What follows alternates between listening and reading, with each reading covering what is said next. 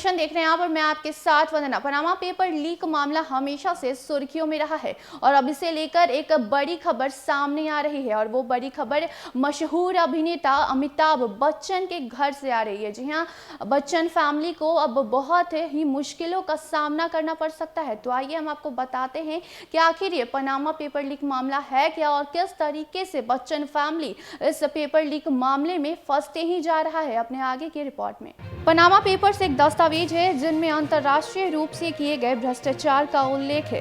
ये दस्तावेज पनामा की एक कानूनी कंपनी मोसेक फोंसेका के सर्वर को वर्ष 2013 में हैक करके निकाला गया है। मोसेक फोंसेका ने कई देशों के लोगों को गैर कानूनी रूप से टैक्स बचाने में मदद की थी। साथ ही इस कंपनी के माध्यम से काफी मात्रा में काले धन को सफेद भी किया गया था, जिस दौरान भारत के कई बड़े अभिनेताओं के नाम इसमें आए थे। जी हाँ, भारत के 500 लोगों के नाम इस पनामा पेपर लीक मामले में सामने आए थे। तो आइए हम आपको बताते हैं कि आखिर वो बड़े दिग्गज अभिनेता कौन थे जिनका नाम इस पनामा पेपर लीक मामले में सामने आया था।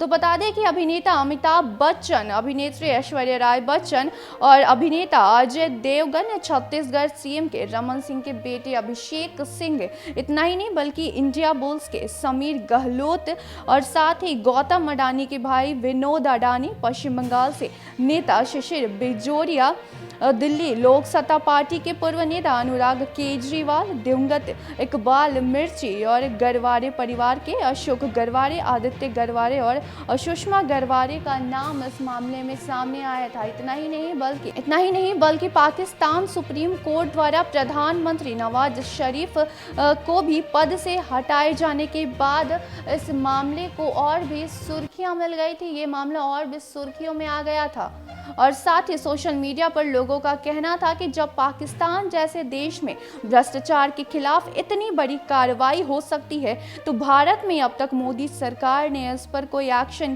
क्यों नहीं लिया, जबकि पेपर लीक मामले कई साल से इस मामले पर बैठक बनाई गई है और इस मामले की जांच भी हो रही है। और इसी कड़ी में अब जांच करते हुए ऐश्वर्या राय बच्चन को दिल्ली में अब पेश होना है ईडी के सामने और कई सवालों के जवाब भी देने हैं। जी हाँ, दुनिया के बहुचर्चित पनामा पेपर्स मामले में बच्चन परिवार की मुश्किलें अब बढ़ गई हैं।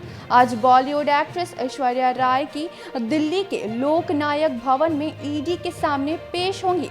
सूत्रों के मुताबिक ईडी के अधिकारियों ने सवालों की लिस्ट पहले से ही तैयार कर ली है।